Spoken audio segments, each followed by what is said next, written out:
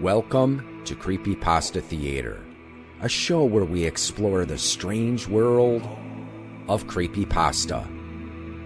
Join us as we hear tales best left untold, travel roads best left unexplored, and see sights best left unseen. Today's story, The Skeleton on the Porch. Written by AustinDR. Content warning: domestic abuse. This story can be found on creepypasta.fandom.com and is protected by Creative Commons license.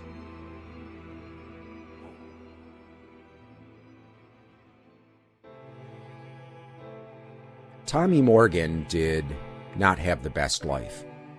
Coming from a broken home, the 11-year-old only experienced the worst. His father would return home drunken like a skunk, and he would get into heated arguments with his wife over money, and since he was the bread maker, he could do with his earnings what he saw fit. Tommy's mother would do chores around the house, her eyes red from sobbing.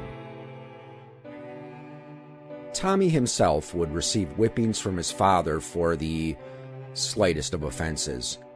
It always came with the hollow assurance that it would build character. There were many things that the boy despised, his father being number one on his list. A day never went by in which he dreamed of getting revenge on him, but it was all a fantasy. His father was big and stout. As far as Tommy was concerned, his father was an unconquerable Goliath to his David. Thoughts of running away crossed his mind, but he did not have the heart to abandon his mother to the brute. He thought that he would never be able to get rid of him, at least until that day.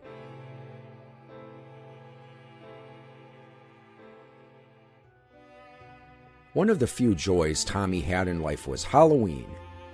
On that holiday, he could discard his miserable life and become anyone he wanted to be. The candy and decorations were also a plus for him. His father, despite everything else, would at the very least spruce the house up for All Hallows Eve with a spider made of old rags here and a papier-mâché ghost there. On a particular day, he brought home a skeleton. The skeleton was roughly his size, being 6.5 feet in height. It was dry, with some visible cracks around the ribs and spine. It was missing a few upper teeth in the back, likely from years of wear and tear. Its hollow eye sockets were jet black and devoid of life. The bones, yellow with age, made a slight thumping sound against the wall any time Tommy's dad would swing the ancient artifact back and forth. It looked absolutely fragile in his colossal hands. He explained that he got the decoration from an old antique store, bragging about how much he swindled the store owner to get the skeleton cheap. He placed the skeleton in the bench on the porch and returned inside without much thought. Resuming his drinking, he once more got into a fight with Tommy's mother, this time over her wanting new curtains. Tommy left the house and sat on the bench with the skeleton. He vented his complaints to the decorative piece, not thinking much about whether he would be heard, but nevertheless felt at ease talking to someone. From there on out, Tommy found himself loving the skeleton. Each day he would talk to it and he would take care of it. Any time leaves would fall on it, Tommy would blow them off with a leaf blower. When it rained, Tommy covered the skeleton with rags. For a second, he could have sworn that the skeleton was receptive to his acts of kindness. During one instance, when he was gently wiping the skeleton's arm, Tommy heard whistling.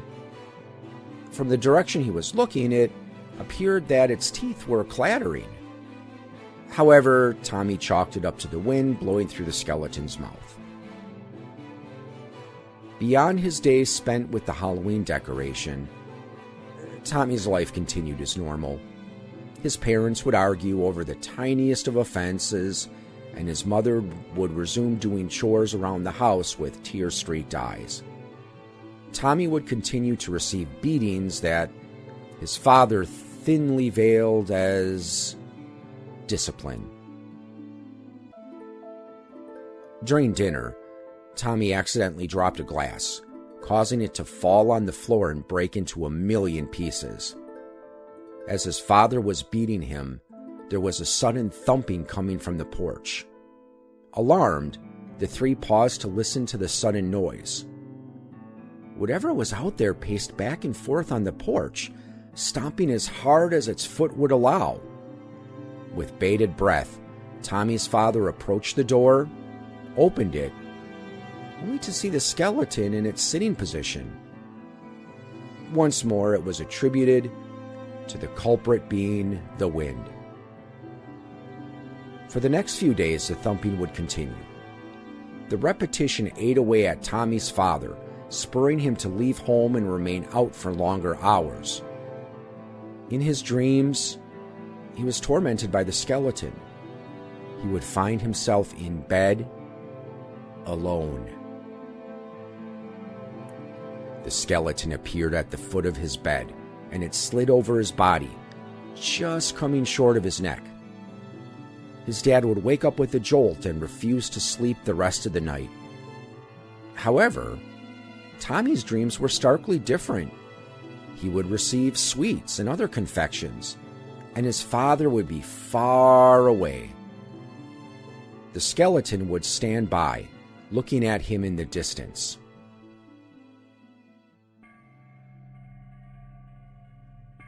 Eventually, Tommy's dad couldn't take it anymore, and during a stormy night, he gathered the skeleton and tossed it in the back of his truck with little hesitation.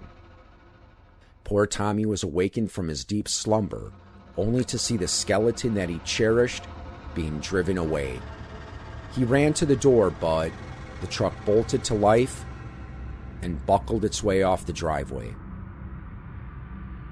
Heartbroken, Tommy returned to his bedroom and cried himself to sleep.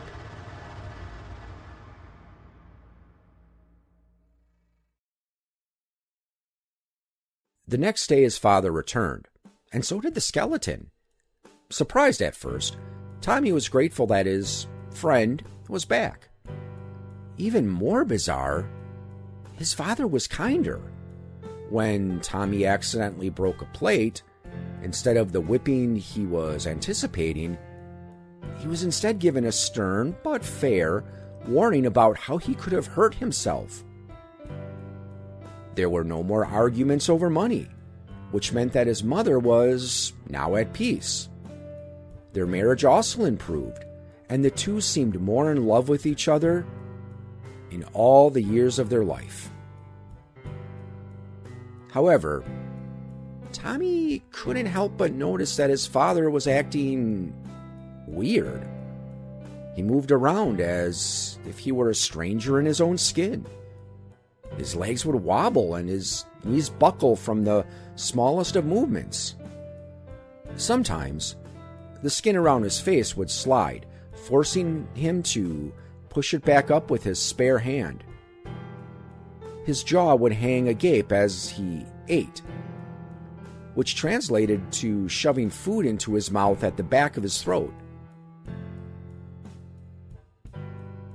Tommy learned the truth on Halloween. When he stared at the skeleton on the bench, there were no cracks on the ribs. In fact, instead of being ancient, the skeleton appeared to be fresh and, dare say, even more lifelike than before. It even had a full set of teeth. Shocked, Tommy turned to look at his father, who stared at him for what seemed like an eternity before giving a wink.